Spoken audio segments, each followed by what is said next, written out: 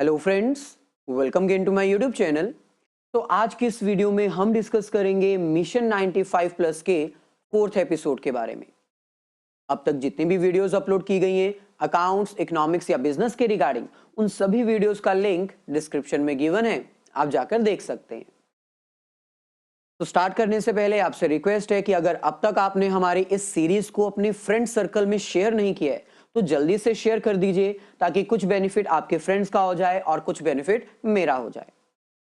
तो mission 95 plus के fourth episode को स्टार्ट करने से पहले हम बता दें कि मिशन 95 प्लस सीरीज में हम अकाउंट्स का पूरा ही सिलेबस कवर करने वाले हैं, starting from cash flow statement. तो कैश फ्लो स्टेटमेंट हमने स्टार्ट कर दी है और कैश फ्लो स्टेटमेंट का फर्स्ट स्टेप हमारे पास होता है cash flow from operating activity. यानी एक बिजनेस की जो ऑपरेटिंग एक्टिविटीज होती हैं उससे कैश कितना इनफ्लो हुआ और कैश कितना आउटफ्लो हुआ, ये हमने डिस्कस किया था। Cash flow from operating activity को हम टोटल 4 to 5 पार्ट्स में डिवाइड कर सकते हैं, जिसमें सबसे जरूरी स्टेप हमारा होता है first step, that is calculation of net profit before tax and extra ordinary item, जो हम डिटेल में डिस्कस कर चुके हैं। और थर्ड एपिसोड में हमने उन क्वेश्चंस की कुछ प्रैक्टिस भी की थी। तो प्रीवियस सेशन में यानी थर्ड एपिसोड में हमने कुछ प्रैक्टिकल क्वेश्चंस डिस्कस किए थे cash flow from operating activity के रिगार्डिंग, जिसमें आपको प्रैक्टिकल क्वेश्चंस की हेल्प से मैंने ये बताया था कि जब आप नेट प्रॉफिट बिफोर टैक्स और एक्स्ट्रा ऑर्डिनरी आइटम कैलकुलेट करते हो, एट दैट टाइम आपको कौन सी आइटम का ट्रीटमेंट क्या करना होता है। यानी प्रपोज डिविडेंड का ट्रीटमेंट क्या किया जाता है, tax and provision for tax का ट्रीटमेंट आपको एक्सप्लेन किया गया था, interim dividend and transfer to reserve ये भी हमने डिस्कस किया था, और एक्स्ट्रा ऑर्डिनरी आइटम्स का ट्रीटमेंट क्या किया जाता है ये भी हमने डिस्कस किया था। यानी ऑन एन एवरेज हम ये कह सकते हैं कि अभी तक हमने cash flow from operating activity का सिर्फ फर्स्ट स्टेप ही किया है, और वो फर्स्ट स्टेप क्या है, calculating net profit before tax and extra ordinary item.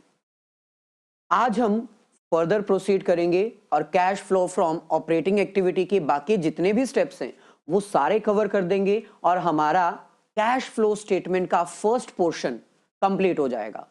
यानी cash flow from operating activity full fledge आज हमारा कंप्लीट हो जाएगा। सो बाकी के जो 4 स्टेप्स हैं वो आपके सामने ये रहे, determining operating profit before working capital changes, यानी net profit before tax and extra ordinary item के बाद सेकंड स्टेप में आपको क्या कैलकुलेट करना पड़ता है, operating profit before working capital changes. इन सभी स्टेप्स को हम डिटेल में एक्सप्लेन करेंगे। पहले लाइक कर दीजिए, और अगर कोई क्वेश्चन रहता है तो आप कमेंट करके पूछ सकते हैं। देन इसके बाद थर्ड स्टेप हमारे पास आता है operating profit after working capital changes. तो ये दोनों सेम पॉइंट हैं, एक हमें बिफोर वर्किंग कैपिटल में फाइंड आउट करना है और एक हमें आफ्टर वर्किंग कैपिटल में। देन फोर्थ स्टेप हमारे पास आता है determining operating profit before extra ordinary items. फिर उसके बाद हमें क्या फाइंड आउट करना है, operating profit after adjusting extra ordinary item. यानी ये 4 स्टेप्स जो हैं वो हम कंबाइन कर सकते हैं, 2 हैं वर्किंग कैपिटल के रिगार्डिंग और 2 स्टेप्स हैं लास्ट वाले एक्स्ट्रा ऑर्डिनरी आइटम के रिगार्डिंग। तो चलिए स्टार्ट करते हैं बिल्कुल सेकंड स्टेप से। देखिए, सेकंड स्टेप एक्सप्लेन करने से पहले मैं ये एज्यूम कर रहा हूं कि आपको फर्स्ट स्टेप आता है। Cash flow from operating activity का फर्स्ट स्टेप होता है calculating net profit before tax and extra ordinary item, जो कि ऑलरेडी एक्सप्लेन कर दिया गया है। तो फर्स्ट स्टेप आपको आता है, ये मैं एज्यूम कर रहा हूं। अब सेकंड स्टेप से हम स्टार्ट करते हैं, determining operating profit before working capital changes. सबसे पहले तो आपको यह पता होना चाहिए कि वर्किंग कैपिटल होता क्या है। वर्किंग कैपिटल बिजनेस की वो कैपिटल होती है जो एक बिजनेस ऑर्गेनाइजेशन यूज करती है डेली बेसिस के ऊपर डेली के एक्सपेंसेस को बियर करने के लिए। यानी रोजाना के जो खर्चे होते हैं, सैलरी देना, वेजेस पे करना, रॉ मटेरियल परचेज करना, ये डेली के एक्सपेंसेस हैं। इन डेली के एक्सपेंसेस को बियर करने के लिए बिजनेस के पास वर्किंग कैपिटल होती है, और वर्किंग कैपिटल कैसे कैलकुलेट करते हैं ये रेशियो एनालिसिस में आप कर चुके हो। ये एक डिफरेंस है करंट एसेट और करंट लायबिलिटीज के बीच में। तो working capital is difference between current asset and current liability. तो सबसे पहले आपने फर्स्ट स्टेप कैलकुलेट कर लिया है, net profit before tax and extra ordinary item. For example 10,000, ये आपका वो नेट प्रॉफिट है जिसमें से अभी टैक्स चार्ज नहीं किया गया है और एक्स्ट्रा ऑर्डिनरी आइटम का कोई ट्रीटमेंट नहीं हुआ है। ये स्टेप आप कैलकुलेट कर चुके हो। अब आपको सेकंड स्टेप में ऑपरेटिंग प्रॉफिट कैलकुलेट करना है बिफोर वर्किंग कैपिटल चेंजेस, यानी करंट एसेट और करंट लायबिलिटी में अभी कोई चेंज नहीं आया है, ऐसे सिचुएशन में आपको वापस जाना है। तो उसके लिए आपको क्या करना होगा, बिजनेस की जो नॉन कैश आइटम्स हैं और जो नॉन ऑपरेटिंग आइटम्स हैं उसको ऐड और लेस करना होगा। सिंपल है, आपको नेट प्रॉफिट से ऑपरेटिंग प्रॉफिट की तरफ जाना है, यानी आपको बैक गियर में जाना है, रिवर्स गियर में जाना है।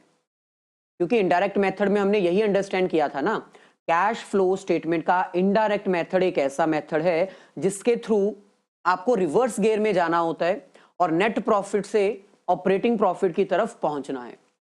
तो सिंपल है, जो एक्सपेंसेस हैं जिसको आप माइनस कर चुके हो, रिवर्स गियर में वापस जाने के लिए उसको अब आप क्या करोगे, प्लस कर दोगे।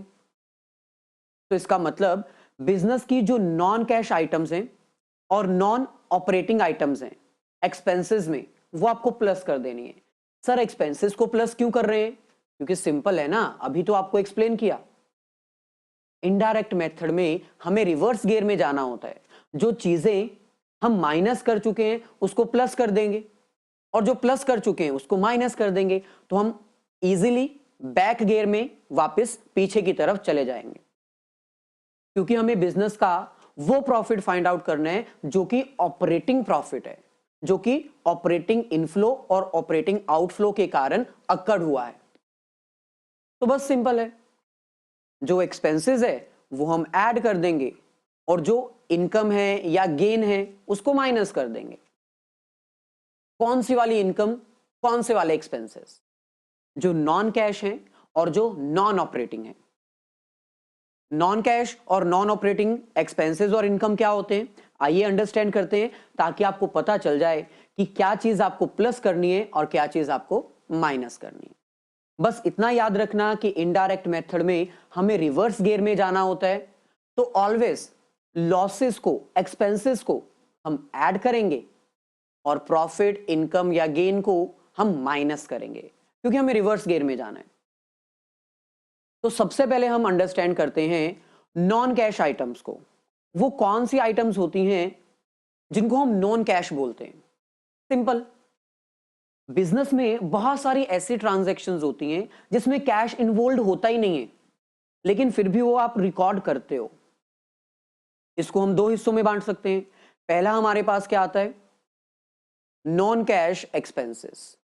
ये बिजनेस के वो एक्सपेंसेस हैं जो बिजनेस ऑर्गेनाइजेशन ने अपने प्रॉफिट में से माइनस तो किए हैं, लेकिन इसमें कैश इन्वॉल्व नहीं है, बिजनेस ने किसी को कैश दी नहीं है। For example, depreciation on fixed assets. अगर एक बिजनेस ऑर्गेनाइजेशन अपने फिक्स्ड एसेट्स के ऊपर डेप्रिसिएशन चार्ज करती है, तो क्या वो एक्चुअल में पैसे देकर आती है किसी को? जैसे फॉर एग्जाम्पल, मान लो कि आपकी मशीन है 10 लाख की, उसकी 1 साल के बाद वैल्यू कम हो जाती है, यानी डेप्रिशिएट हो जाती है, अब उसकी वैल्यू रह चुकी है 9 लाख। तो जो डिक्रीज आया वैल्यू में 1 लाख का, क्या वो पैसे आप एक्चुअल में किसी को देकर आते हो? नहीं ना।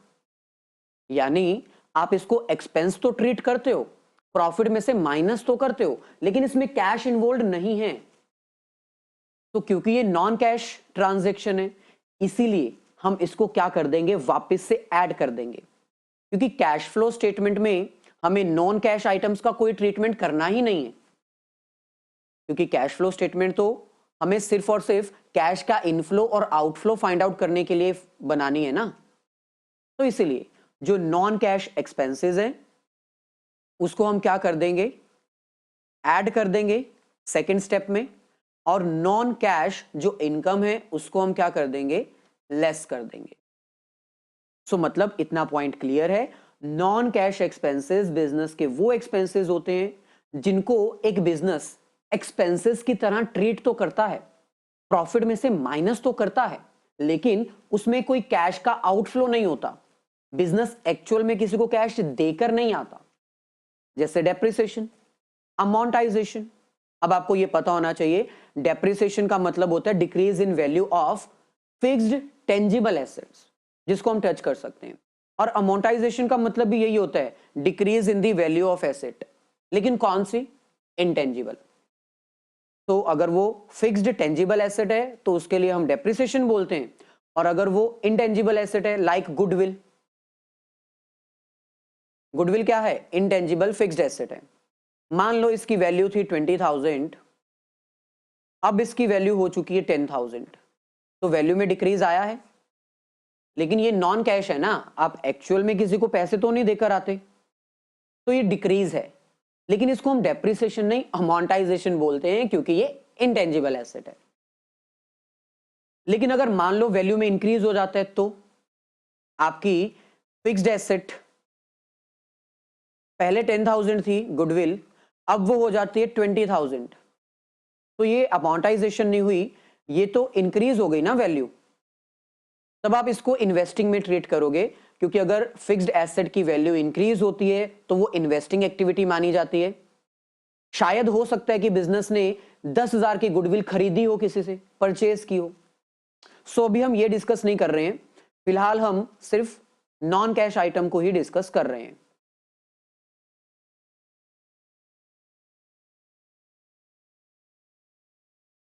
चलिए नेक्स्ट हमारे पास आता है बैड डेट। अगर कंपनी का कस्टमर उसको पैसे नहीं देता, बैड डेट हो जाते हैं, तो है तो लॉस, है तो एक्सपेंस, आप प्रॉफिट में से माइनस करते हो, लेकिन एक्चुअल में किसी को पैसे थोड़ी देकर आते हो, तो ये भी नॉन कैश आइटम है। Provision for doubtful debt. अब आप कई बार प्रोविजन बना लेते हो कि शायद ये डेटर्स डाउटफुल हो सकते हैं, जैसे आपको अपने कस्टमर के ऊपर डाउट है कि शायद वो मेरे पैसे नहीं देगा, तो आप उसकी प्रोविजन बनाते हो और प्रॉफिट में से पैसा डिडक्ट करके साइड पे रख लेते हो।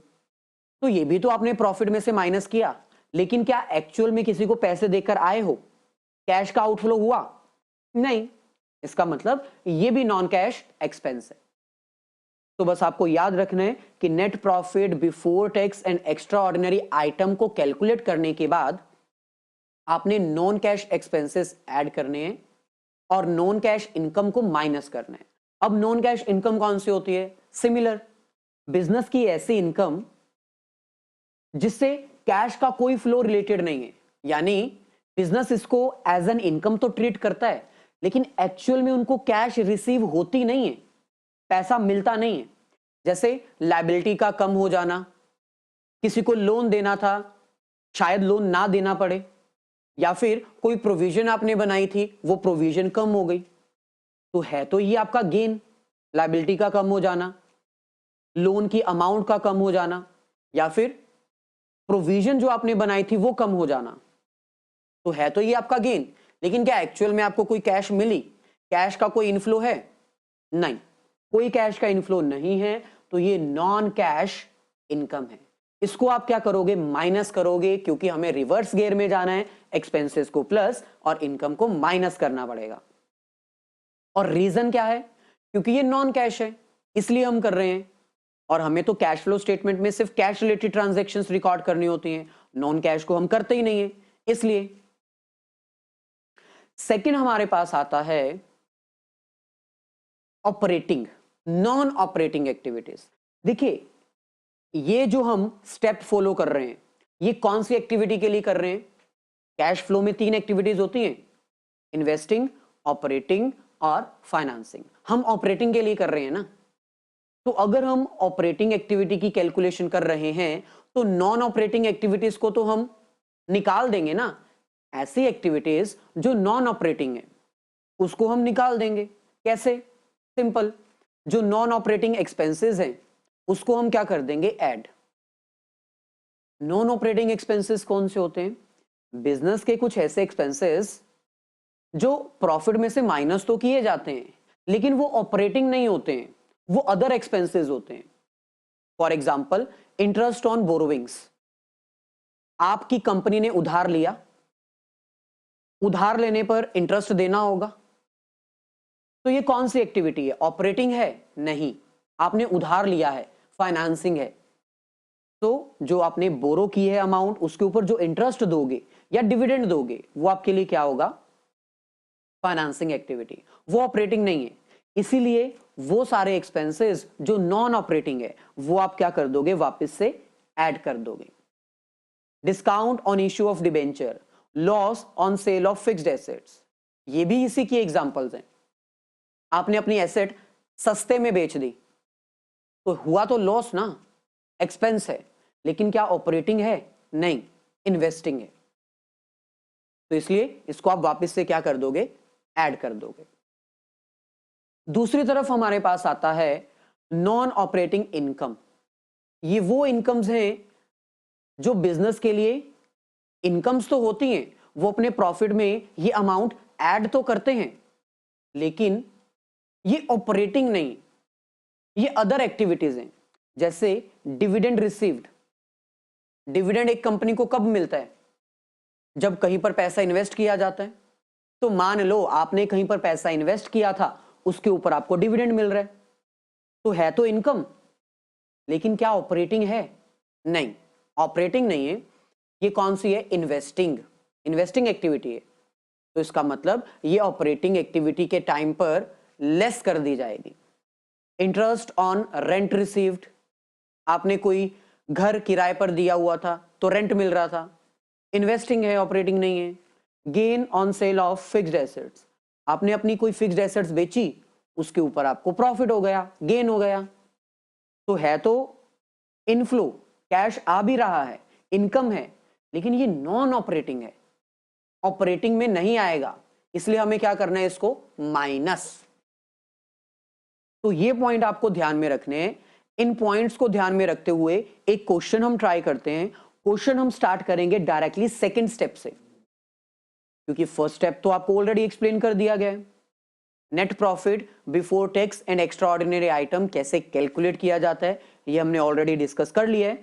तो ये हमारे पास क्वेश्चन है। क्वेश्चन में हमें कह रहे हैं from following information calculate operating profit before working capital changes.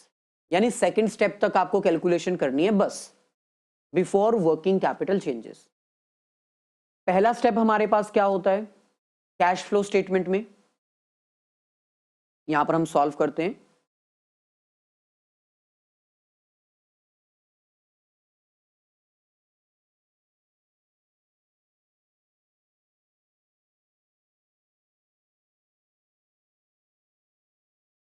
सबसे पहले यहां पर हम लिखेंगे पर्टिकुलर्स, देन यहां पर अमाउंट,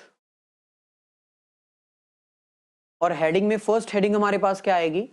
ऑपरेटिंग एक्टिविटी। तो यहां पर हम लिखेंगे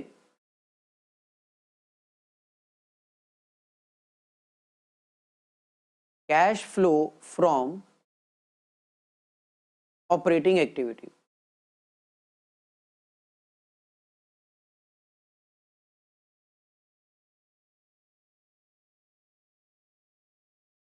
cash flow from operating activity में फर्स्ट ऑफ ऑल हमें क्या कैलकुलेट करना होता है? First step, net profit before working capital, net profit before extra ordinary items and tax. तो ये स्टेप हमें ऑलरेडी दिया हुआ है क्वेश्चन में, तो हम डायरेक्टली अमाउंट यहां पर लिख लेंगे।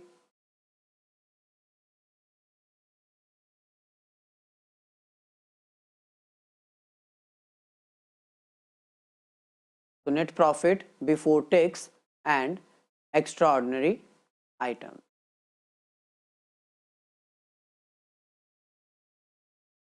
तो क्वेश्चन में फर्स्ट आइटम हमें गिवन है net profit before tax and extra ordinary items 4,47,000। तो ये हम यूज कर सकते हैं। अगर ना दिया हो तो ये कैलकुलेट करना पड़ेगा, और कैसे कैलकुलेट किया जाता है ये तो आपको पता ही है, जिन्होंने प्रीवियस वीडियोस अच्छे से वॉच की हैं। 4,47,000। अब नेक्स्ट हमें क्या कैलकुलेट करना है, second step, net profit before working capital changes, operating profit before working capital changes. कैसे कैलकुलेट करेंगे? सिंपल है, आपको सबसे पहले इसमें वो सारी आइटम्स ऐड करनी होंगी जो नॉन कैश हैं, non cash and non operating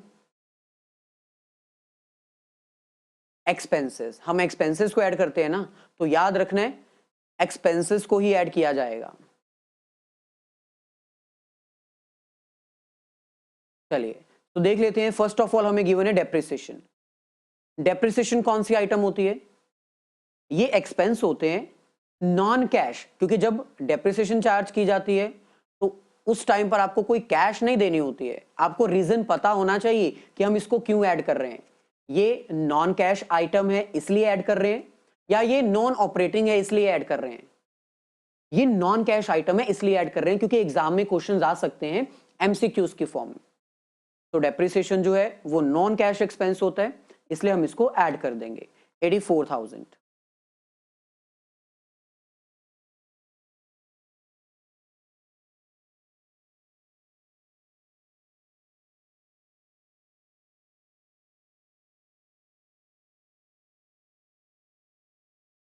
चलिए ऐसे ही नेक्स्ट हमारे पास आता है इंटरेस्ट ऑन बोरोविंग्स। हमने उधार लिया था, अब उसके ऊपर हमें इंटरेस्ट देना पड़ेगा, पैसा देना पड़ेगा, यानी ये नॉन कैश तो नहीं है, नॉन ऑपरेटिंग है, क्योंकि अगर हम उधार लेते हैं तो वो तो फाइनेंसिंग मानी जाती है ना। तो क्योंकि ये फाइनेंसिंग एक्टिविटी है, इसका मतलब ये नॉन ऑपरेटिंग कहलाएगी।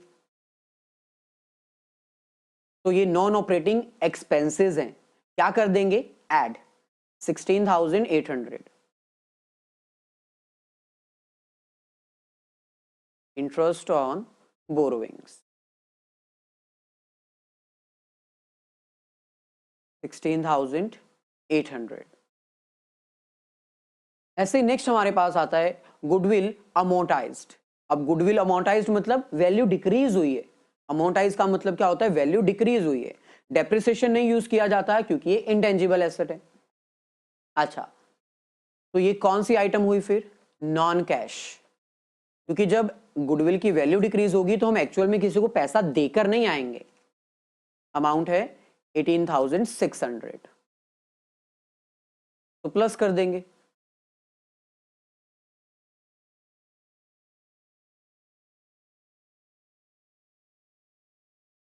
$18,600। चलिए ऐसे नेक्स्ट हमारे पास आता है loss on sale of furniture. Furniture को सेल करने पे हमें क्या हुआ है? लॉस हुआ है। तो अगर ये लॉस हुआ है तो ये एक्चुअल में हम किसी को पैसा थोड़ी देंगे, नॉन कैश है ये हमारी, या फिर नॉन ऑपरेटिंग भी है, क्योंकि ये किससे रिलेटेड है? इन्वेस्टिंग से।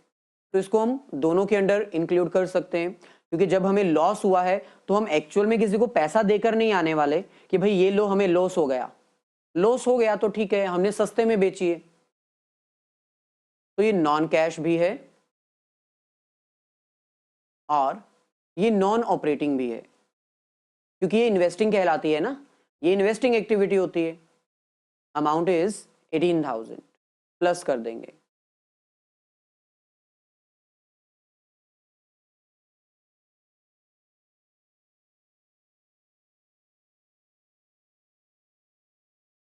चलिए ऐसे नेक्स्ट हमारे पास आता है premium on redemption of preference shares. इसका कुछ नहीं किया जाएगा क्योंकि ये प्रॉफिट में से डिडक्ट होता ही नहीं है। कंपनी को अपने प्रेफरेंस शेयर्स जब वापस करने हैं तो ज्यादा पैसे देकर वापस करने हैं, इसका ट्रीटमेंट हम नहीं करेंगे क्योंकि ये प्रॉफिट में से डिडक्टेड है ही नहीं। अगर ये प्रॉफिट में से डिडक्टेड ही नहीं है तो हम ऐड क्यों करेंगे वापस? माइनस ही नहीं है, तो इसका कोई ट्रीटमेंट करने की जरूरत नहीं है। नेक्स्ट हमारे पास आता है profit on sale of investment. अगर आप कोई इन्वेस्टमेंट बेच देते हो तो नो डाउट पैसा तो आपको मिलेगा, अमाउंट तो रिसीव होगी, लेकिन ये नॉन ऑपरेटिंग है क्योंकि आपने इन्वेस्टमेंट सेल की है। अगर इन्वेस्टमेंट सेल करोगे तो इन्वेस्टिंग एक्टिविटी हुई, यानी ये ऑपरेटिंग एक्टिविटी नहीं है, और आपको प्रॉफिट हो रहा है, प्रॉफिट को हम क्या करते हैं, माइनस।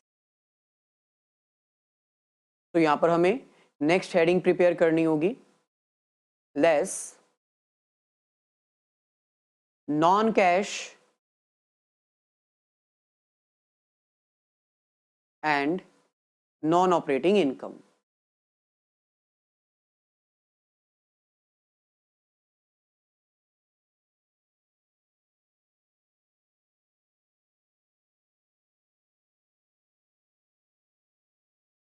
तो यहां पर हम लिख देंगे गेन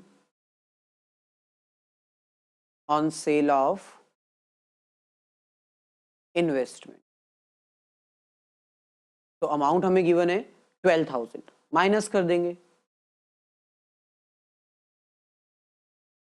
ऐसे नेक्स्ट हमारे पास आता है interest and dividend received on investment. भाई हमने कहीं पर पैसा इन्वेस्ट किया था, बदले में हमें इंटरेस्ट मिल रहा है, तो ये भी कौन सी एक्टिविटी हुई, इन्वेस्टिंग। यानी ये ऑपरेटिंग एक्टिविटी नहीं है, तो क्या बोलेंगे इसको, नॉन ऑपरेटिंग एक्टिविटी। पैसा आ रहा है, इनकम है, लेकिन क्योंकि ये ऑपरेटिंग नहीं है तो क्या करना पड़ेगा हमें, माइनस 27,600। यहां पर हम लिख सकते हैं इंटरेस्ट एंड डिविडेंड रिसीव्ड।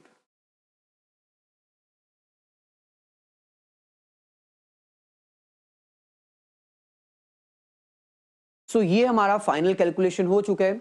यहां पर आंसर फाइंड आउट कर लेते हैं, 4,47,000 प्लस 84,000, 16,800, 18,600, 18,000। सो यहां तक हमारे पास जो वैल्यू आई है वो है 5,84,400।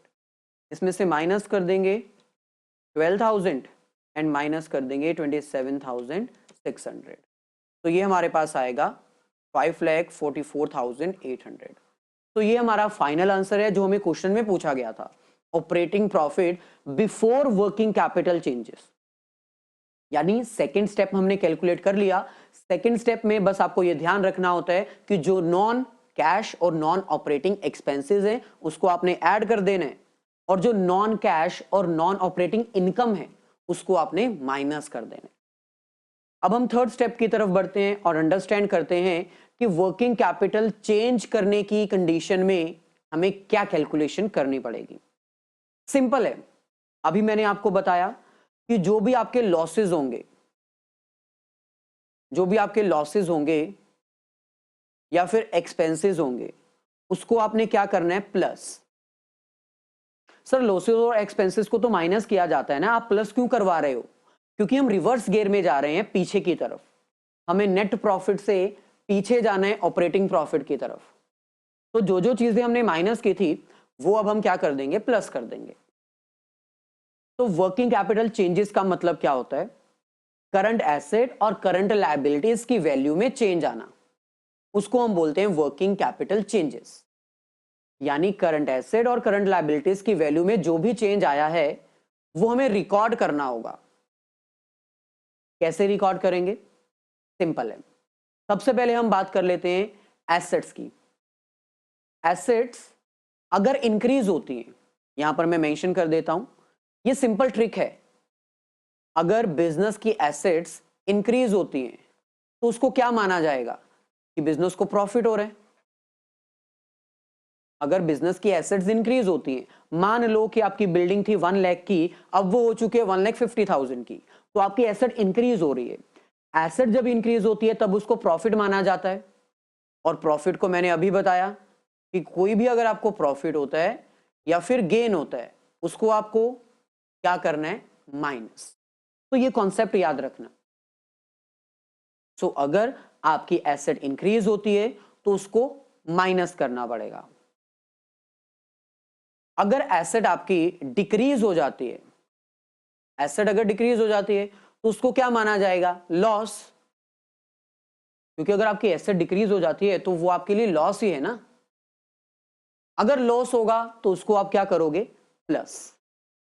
तो जो चीज आप रटते हो उसको रटने की जरूरत नहीं है, कॉन्सेप्ट याद कर लो एसेट का इंक्रीज होना प्रॉफिट होता है, प्रॉफिट को हम रिवर्स गियर के अकॉर्डिंग चल रहे हैं तो क्या करेंगे, माइनस। और अगर हम बात करें एसेट डिक्रीज हो जाती है तो वो बिजनेस के लिए लॉस होता है। मान लो कि आपके डेटर्स हैं, मैंने बिल्डिंग की बात की, बिल्डिंग तो वैसे करंट एसेट में नहीं आएगा, हम करंट एसेट्स की बात करते हैं, डेटर्स की। डेटर्स तो करंट एसेट्स होती है ना। मान लो कि डेटर्स हैं, आपने डेटर से पैसे रिसीव करने थे 20,000, लेकिन आपको सिर्फ रिसीव हो रहे हैं 15,000, यानी एसेट आपकी डिक्रीज हो रही है। 5,000 आपका डिक्रीज हो गया, पहले आपने 20,000 लेने थे, अब आपको 15,000 मिल रहे हैं, यानी लॉस हुआ है। लॉस को हम क्या करेंगे, प्लस। तो ये रहा आपके पास पूरा ट्रीटमेंट। लायबिलिटी की भी बात कर लेते हैं। करंट लायबिलिटी सिंपल है, अगर किसी बिजनेस की लायबिलिटी इंक्रीज हो जाती है तो वो बिजनेस के लिए क्या होता है, लॉस। आपको पता है, मान लो कि आपने किसी को पेमेंट करनी थी 20,000 की, अब 25,000 की पेमेंट करनी है। पहले 20,000 पे करना था, अब 25,000 पे करना है, तो लायबिलिटी इंक्रीज हो रही है ना। लायबिलिटी जब इंक्रीज होती है तो आपके लिए लॉस है, क्योंकि अब आपको ज्यादा पेमेंट करनी पड़ेगी। लॉसेस को हम क्या करते हैं, प्लस। तो ये कॉन्सेप्ट आपने याद रखना है। दूसरी तरफ अगर आपकी लायबिलिटी कम हो जाती है तो वो बिजनेस के लिए क्या होता है, प्रॉफिट। सिंपल एग्जांपल है, मान लो कि आपने किसी को पेमेंट करनी थी 20,000, अब आपको 15,000 की पेमेंट ही करनी है। पहले 20,000 देना था, अब 15,000 देना है, लायबिलिटी कम हो रही है, यानी प्रॉफिट है। और प्रॉफिट को हम क्या करते हैं, माइनस।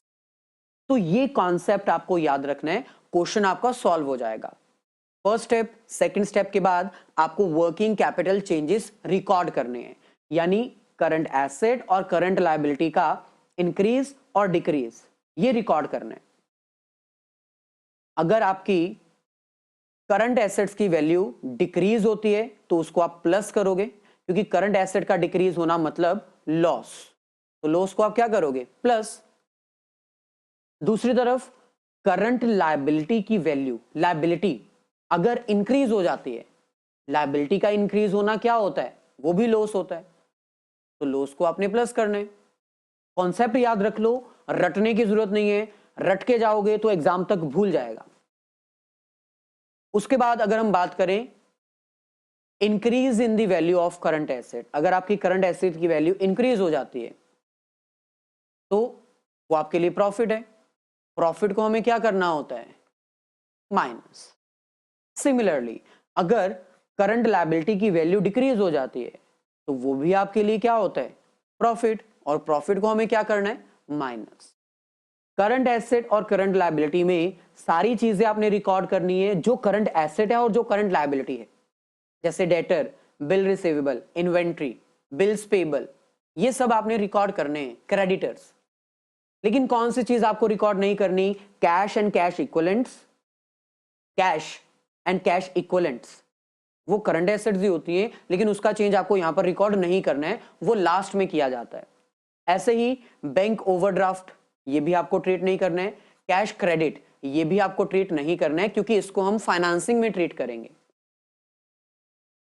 तो थर्ड स्टेप भी क्लियर है, आपको वर्किंग कैपिटल चेंज कैसे कैलकुलेट करना है, करंट एसेट और करंट लायबिलिटीज का इंक्रीज या डिक्रीज आपको रिकॉर्ड करना है, किसको प्लस करना है किसको माइनस करना है वो आपको एक्सप्लेन कर दिया। आगे बढ़ते हैं फोर्थ स्टेप की तरफ। नेक्स्ट हमारे पास आता है determining operating profit before extra ordinary items, यानी एक्स्ट्रा ऑर्डिनरी आइटम से पहले का ऑपरेटिंग प्रॉफिट कैलकुलेट करने के लिए आपको 3 स्टेप्स कैलकुलेट करने पड़ेंगे।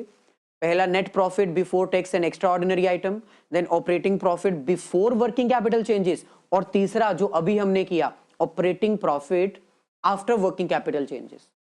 तो मान लो कि आप यहां तक कैलकुलेशन कर चुके हो, net operating activities after working capital changes, यहां तक आपने कैलकुलेशन कर ली और आपका आंसर आया है 25,000। अब आपको operating profit before extra ordinary item को कैलकुलेट करना है। उसके लिए बस आपको ये दो चीजें करनी है। पहला, जो आपने टैक्स पे किया है, टैक्स एक्चुअली पेड, जिसको हम कई बार प्रोविजन भी बोलते हैं, provision for tax for previous year.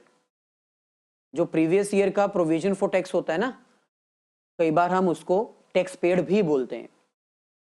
तो operating profit before extra ordinary items में आपको टैक्स पेड माइनस कर देना है। फॉर एग्जाम्पल, आपने टैक्स पे किया है गवर्नमेंट को 10,000,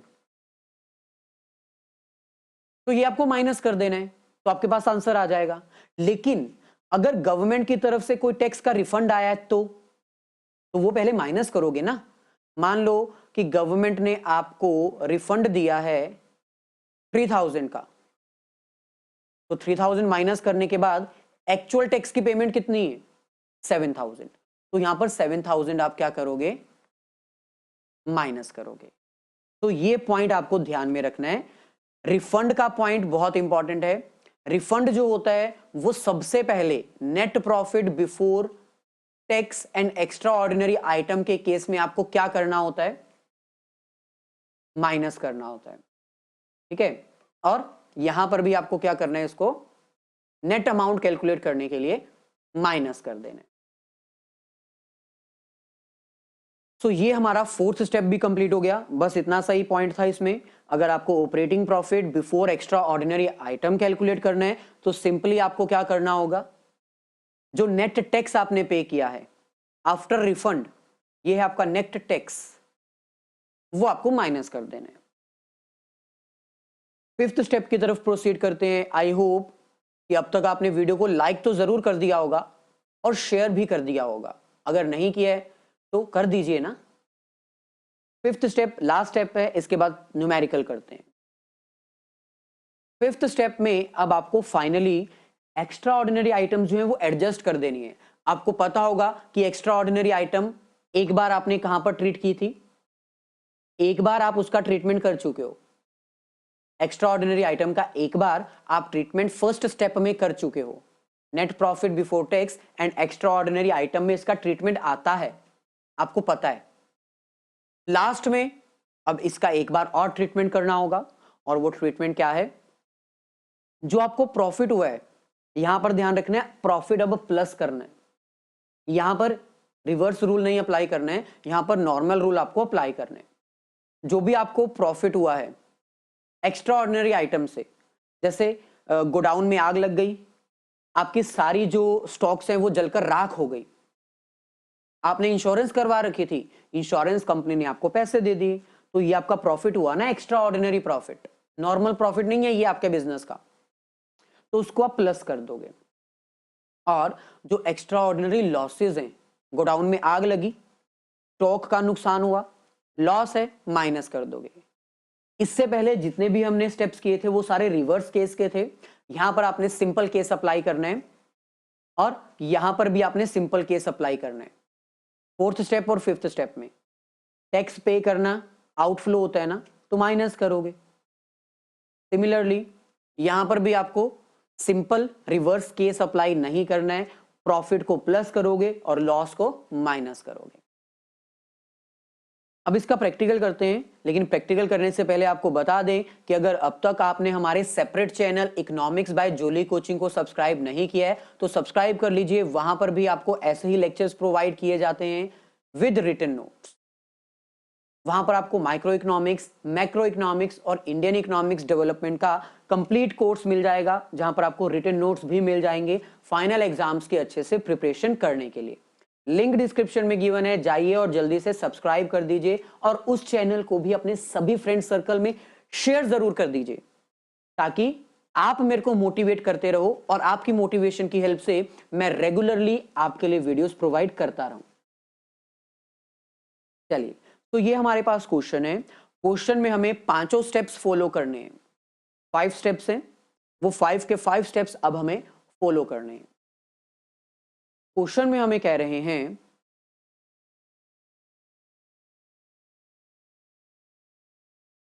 sunrise Limited reported net profit after tax ₹6,40,000 for the year ended 31st March 2020 the relevant extract from the balance sheet as at 31 March 2020 is. तो देखिए हमें पांचों स्टेप्स फॉलो करने के लिए बोला गया है, क्योंकि यहां पर हमें cash flow from operating activity complete solve करना है। जब भी आपके सामने ऑपरेटिंग एक्टिविटी का कंप्लीट क्वेश्चन आता है, तो मैंने आपको पहले भी बताया है, सबसे पहले आपको यह चेक करना होता है कि क्वेश्चन में आपको नेट प्रॉफिट गिवन है statement of profit and loss का, या फिर आपको सरप्लस गिवन है balance in statement of profit and loss का, क्योंकि उसके अकॉर्डिंग ही आपको net profit before tax and extra ordinary item calculate करना है। फर्स्ट स्टेप सबसे इंपॉर्टेंट होता है, क्योंकि अगर सरप्लस दिया हुआ है तो ट्रीटमेंट अलग होता है, और अगर नेट प्रॉफिट दिया हुआ है तो ट्रीटमेंट अलग होता है। दोनों का ट्रीटमेंट क्या किया जाता है वो ऑलरेडी एक्सप्लेन्ड है, आप वीडियोस में जाकर देख सकते हो, डिस्क्रिप्शन में लिंक गिवन है। तो आइए हम सॉल्व करते हैं। सबसे पहले यहां पर हम हेडिंग मेंशन कर देते हैं,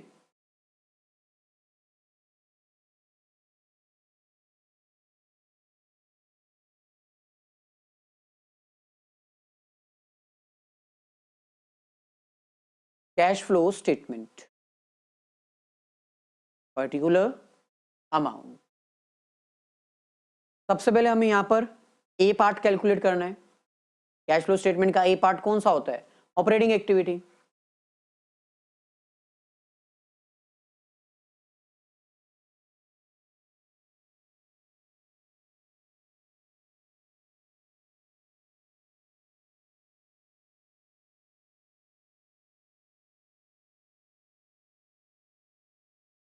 तो cash flow from operating activity का फर्स्ट स्टेप हमारे पास आता है नेट प्रॉफिट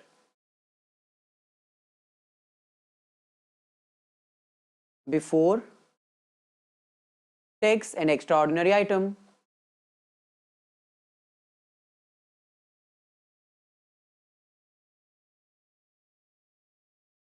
देखिए before tax and extra ordinary item की ये जो कैलकुलेशन है ना, ये आप वर्किंग नोट में भी शो कर सकते हो, लेकिन हम यहीं पर शो कर देते हैं ताकि कंप्लीट इंफॉर्मेशन आपको मिल जाए।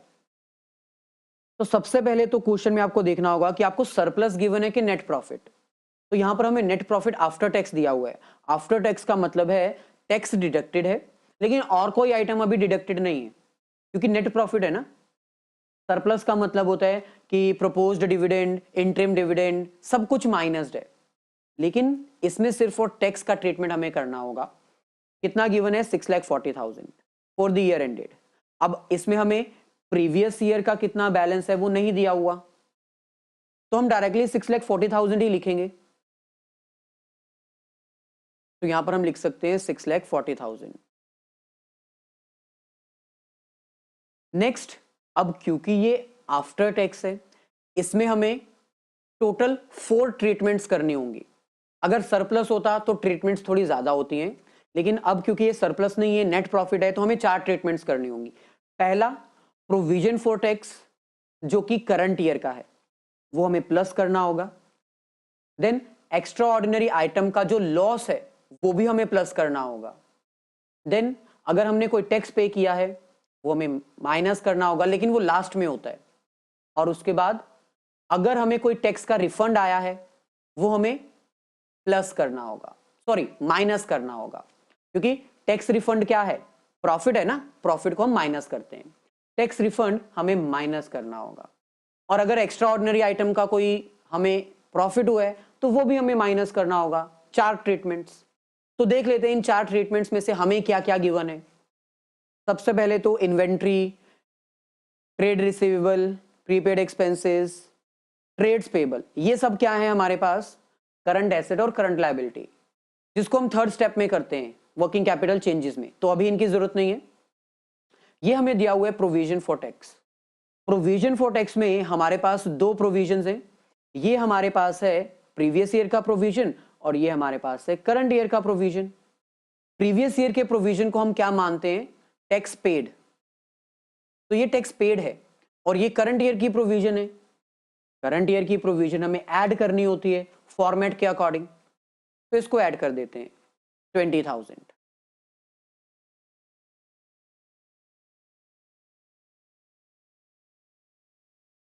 प्रोविजन फॉर टैक्स, ब्रैकेट में आप लिख देना current year amount is 20,000।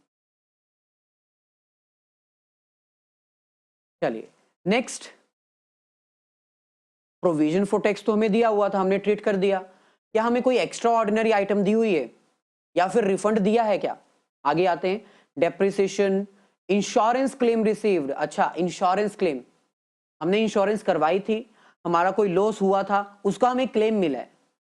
Loss किस चीज का हुआ था ये नहीं बताया, लेकिन क्लेम मिला ये बताया हुआ है, तो ये तो एक्स्ट्रा ऑर्डिनरी आइटम का प्रॉफिट है। क्लेम जो मिल रहा है आपको, पैसा जो मिल रहा है, ये एक्स्ट्रा ऑर्डिनरी आइटम से होने वाला क्या है? प्रॉफिट है, यानी एबनॉर्मल प्रॉफिट है। प्रॉफिट को हमें माइनस करना होता है, तो इसको हम यहां से माइनस कर देते हैं।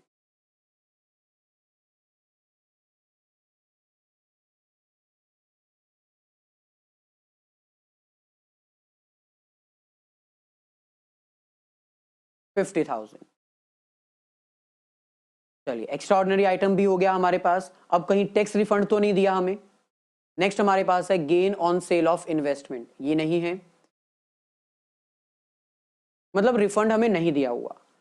ये दो स्टेप्स हमें दिए हुए थे, दो इंफॉर्मेशंस दी थी, इसको हमने यूज किया और हमारे पास क्या आ गया? फर्स्ट स्टेप का आंसर आ गया।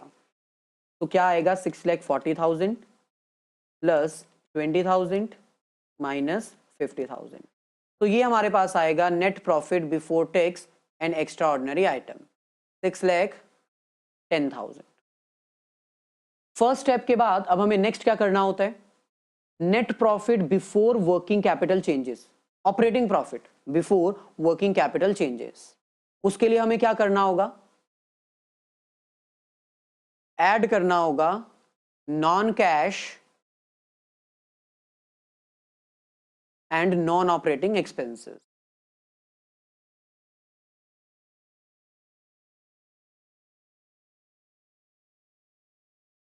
अगर इनकम है नॉन कैश और नॉन ऑपरेटिंग अगर इनकम है तो वो माइनस करेंगे। चलिए देख लेते हैं हमें क्या गिवन है। सबसे पहले तो हमें इसको दोबारा देखने की जरूरत नहीं है, ये तो वर्किंग कैपिटल में आएगा ना, तो इसको छोड़ दो, इसका ट्रीटमेंट हमने कर दिया।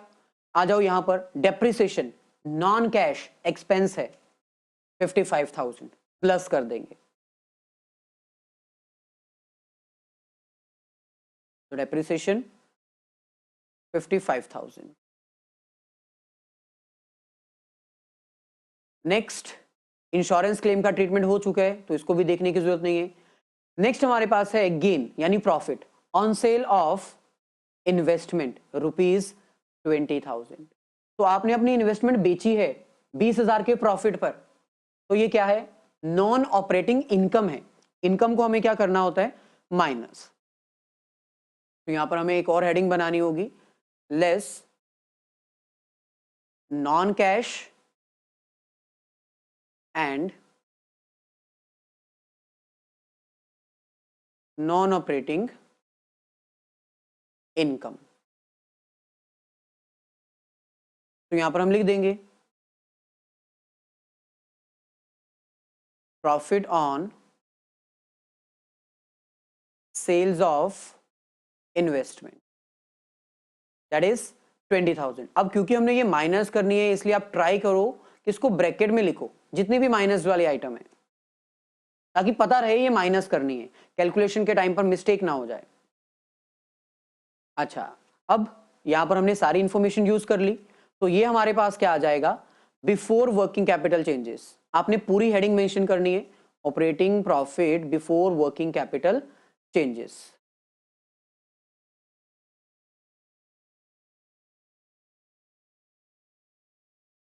तो 6,10,000 प्लस 55,000 माइनस 20,000, तो ये हमारे पास आएगा 6,45,000। नेक्स्ट आपको थर्ड स्टेप में क्या करना है? वर्किंग कैपिटल के चेंजेस को रिकॉर्ड करना है। तो वर्किंग कैपिटल के चेंजेस हमारे पास ये हैं, ये सारी हमारी करंट एसेट और करंट लायबिलिटी है। चलिए देख लेते हैं। फर्स्ट हमारे पास आता है इन्वेंट्री, एसेट है, ये हमारे पास ओल्ड डाटा है और ये हमारे पास न्यू डाटा है। पहले हमारे पास स्टॉक था, इन्वेंट्री थी 1,25,000 की, अब वो हो चुकी है 1,15,000 की, यानी एसेट हमारी डिक्रीज हो रही है। एसेट का डिक्रीज होना लॉस होता है, लॉस को हम क्या करेंगे? प्लस करेंगे। कितनी अमाउंट? जो डिक्रीज आई है यानी 10,000। तो क्योंकि यहां पर स्पेस की थोड़ी कमी है, मैं डायरेक्टली यहां पर 10,000 लिख देता हूं। आपको पूरा फॉर्मेट अच्छे से फॉलो करना है। 10,000 मेंशन करना है कि क्या क्या आपने प्लस किया। देन ट्रेड रिसीवेबल, ये भी हमारी एसेट होती है। पहले ट्रेड रिसीवेबल थे 1,10,000, अब हो चुके हैं 1,50,000, यानी एसेट इंक्रीज हो रही है। एसेट का इंक्रीज होना बिजनेस के लिए क्या होता है? प्रॉफिट। प्रॉफिट को हम क्या करते हैं? माइनस। तो कितना माइनस करेंगे? डिफरेंस 40,000। तो यहां पर हम लिख देते हैं -40,000। नेक्स्ट हमारे पास है प्रीपेड एक्सपेंसेस। प्रीपेड एक्सपेंसेस क्या होते हैं? एसेट्स होती हैं।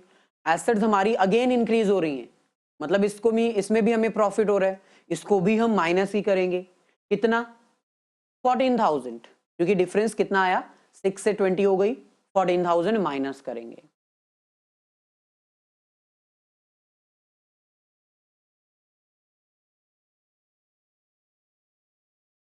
चलिए नेक्स्ट हमारे पास है ट्रेड्स पेबल। लायबिलिटी है। लायबिलिटी पहले थी 80,000, अब हो चुकी है 1,10,000, यानी लायबिलिटी इंक्रीज हो रही है। लायबिलिटी का इंक्रीज होना क्या होता है? लॉस, और लॉस को हम क्या करते हैं? प्लस। सो कितना डिफरेंस है? 30,000। तो यहां पर 30,000 हम क्या कर देंगे? प्लस। तो जितने भी वर्किंग कैपिटल थी वो भी हमने रिकॉर्ड कर ली, और कोई हमारे पास एसेट, करंट एसेट और करंट लायबिलिटी नहीं गिवन है। तो फाइनल आंसर हम यहां पर देख लेते हैं। 10,000 प्लस 30,000, टोटल 40,000 प्लस में हो गया, माइनस कर देंगे 40 एंड 14, 54,000, यानी 14,000 माइनस में बचा। यहां पर हमें माइनस करना होगा 14,000, ब्रैकेट में लिख देंगे। तो ये हमारे पास आएगा 6,31,000। तो ये हमारे पास क्या आ जाएगा? After working capital changes. यहां पर आपको पूरी लाइन मेंशन करनी होगी, operating profit after working capital changes. After working capital changes के बाद फोर्थ स्टेप हमारे पास आता है, हमें टैक्स और एक्स्ट्रा ऑर्डिनरी आइटम का ट्रीटमेंट करना होता है। तो हमें टैक्स कितना हमने पे किया है, क्या हमें गिवन है? नहीं, टैक्स कितना पे किया है वो हमें नहीं गिवन, लेकिन provision for tax previous year का गिवन है, हम उसी को टैक्स पेड मानेंगे। तो 15,000 हमारा क्या है? Tax paid. रिफंड तो हमें गिवन नहीं है, तो 15,000 ही माइनस करेंगे हम यहां पर। तो आपको यहां पर लिखना होगा टैक्स पेड माइनस 15,000। देन इसके बाद क्या कोई एक्स्ट्रा ऑर्डिनरी आइटम गिवन है, प्रॉफिट या लॉस? हाँ गिवन है। एक्स्ट्रा ऑर्डिनरी आइटम में हमें इंश्योरेंस क्लेम रिसीव हुआ था 50,000 का, तो अब हम इसको प्लस कर देंगे, लास्ट में हम इसको प्लस कर देंगे। आपको प्रॉपर हेडिंग के साथ इसको मेंशन करना होगा। तो फाइनल आंसर 6,31,000 माइनस 15,000 प्लस 50,000। तो फाइनल आंसर हमारे पास आएगा, मैं यहां पर लिख देता हूं 6,66,000। तो ऐसे ही आपको सारे प्रोसेस और स्टेप्स फॉलो करने हैं सीक्वेंस वाइज, और ये सारे स्टेप्स याद रखने हैं। तो यहां पर हमारा cash flow from operating activity का एक फुल फ्लेज क्वेश्चन कंप्लीट हो जाता है। जाने से पहले आपको भी होमवर्क देना चाहेंगे, इसको जरूर ट्राई करिए, और जिसका आंसर आएगा हमारी तरफ से उसको हार्ट दिया जाएगा।